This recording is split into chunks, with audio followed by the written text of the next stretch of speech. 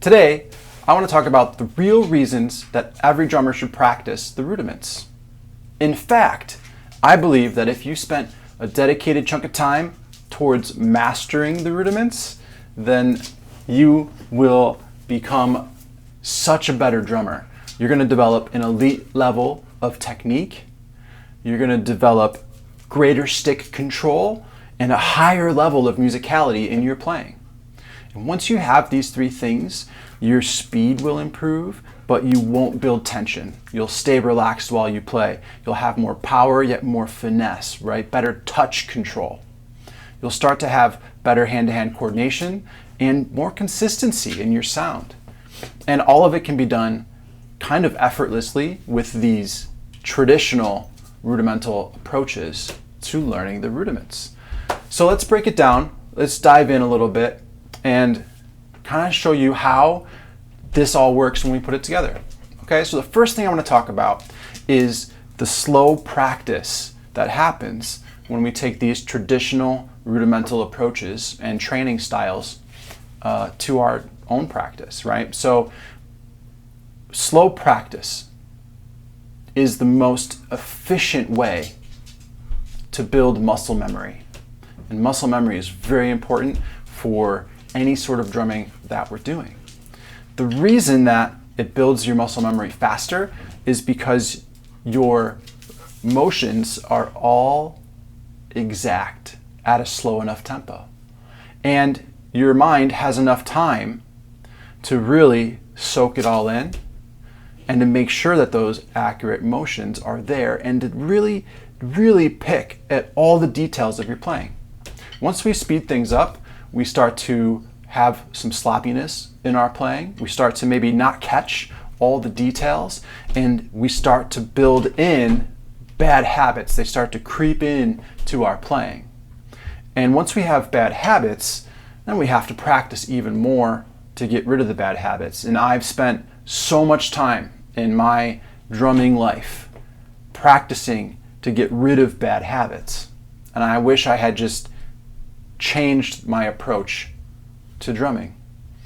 I spend most of my time with my students breaking them out of bad habits, and it's always this slow practice that gets them through it faster and more permanently. It really creates a strong connection for our muscle memory. So slow practice would be something like up here, coming down to a practice pad for a paradiddle.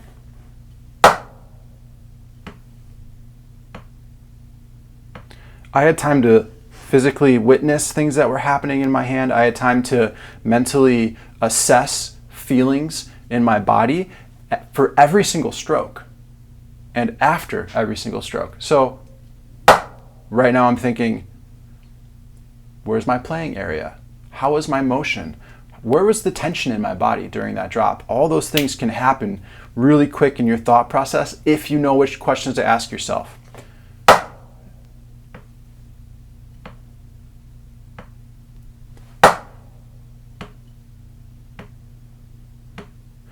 Practicing flawlessly, practicing with intention builds muscle memory faster. And then when you speed things up, your technique's good to go. You're just then building the speed part of your playing, okay? The other thing that happens with this slow practice is your stick heights are a little more exaggerated than they would be if you were practicing fast, because they would be closer to the drum. So having an exaggerated stick height, it allows you to develop a stronger hand-to-hand coordination, because the coordination is actually, in some ways, a little more difficult to be separated, right? That's the parasympathetic nervous system in action there for you.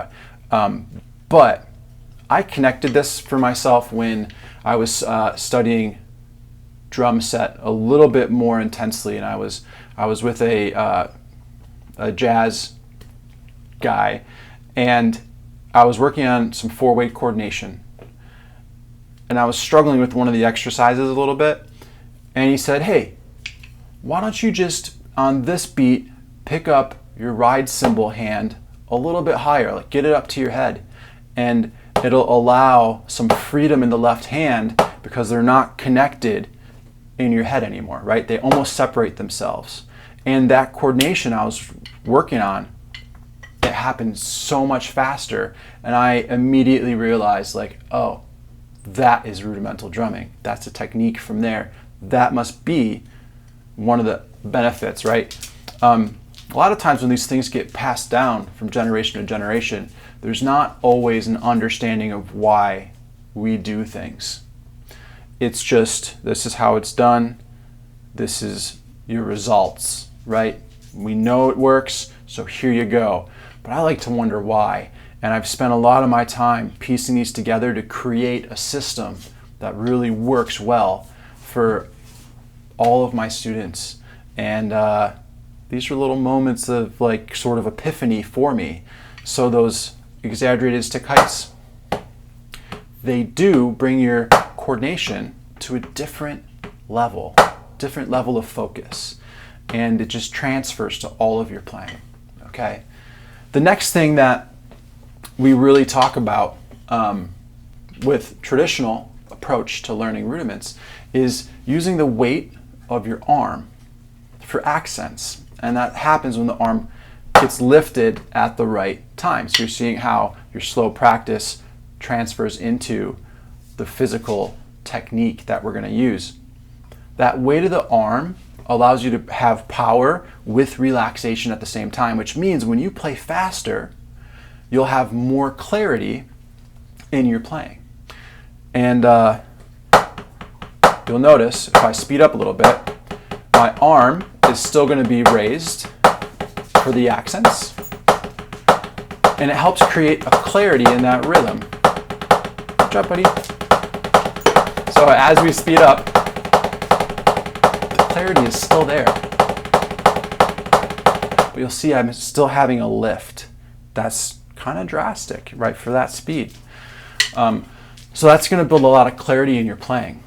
When I was teaching the University of Tennessee drumline, this was one thing that really helped the players start to understand a more traditional approach to what we were doing on the field. And this clarity, it really cleaned up some of the playing in a lot of great ways. And the third thing that we do in traditional approach to rudimental training is the rudiment breakdowns. And a rudiment breakdown means that you take any rudiment you're working on and you start it incredibly slow in that slow practice mode, and you slowly speed it up to your fastest tempo. You hold it there for a little bit and then you slow it back down to your slowest tempo. And what this does is it starts to connect all of the working components of our technique. We have the super slow. I'm going to use paradiddles again because we're on a paradiddle trend today. So we're going to check this out. The paradiddle. We're using the arm for the accent. We're using wrist for all the other notes at this tempo. But then as you speed it up, the wrist starts to become less involved as I get faster, and then your finger control starts to take over for all the low taps.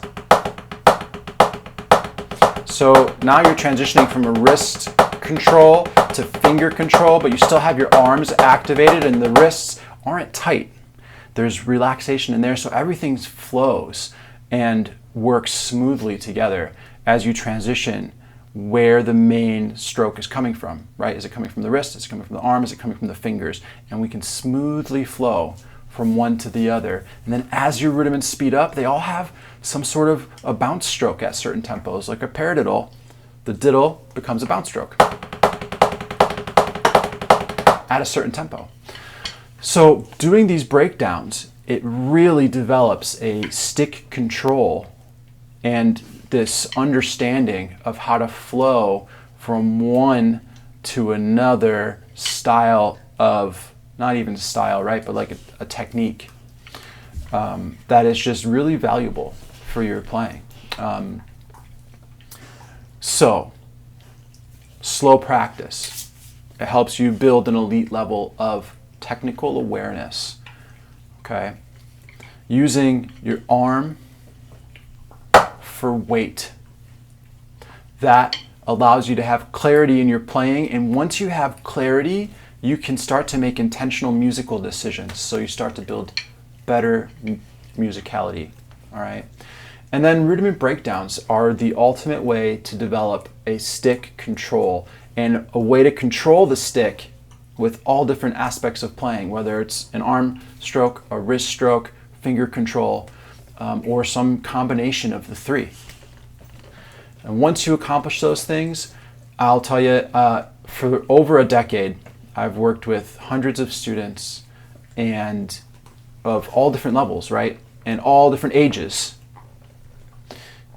This style of playing, adding this to their practice sessions, helped all of them achieve their goals, whatever it is. Some of them were drum set players, some of them were focusing on snare drums, some of them were mallet players and working on marimba concepts, but it helped all aspects of their playing. And it's the fastest way to build your chops to be faster, stronger. It's a total transition in your playing. And it's kind of effortless. There's not a lot of stress behind it. There's not a lot of tension behind it. So give it a try. Check it out. All right. If you like my other videos, or if you are interested in this, drop a comment. Let me know what kind of rudimental drumming you want to know. It could be techniques, it could be philosophy, it could be specific rudiments. I'm here to help give you my experience, give you my knowledge, and subscribe so you don't miss any videos if this is helpful. All right? Keep drumming. See you next time.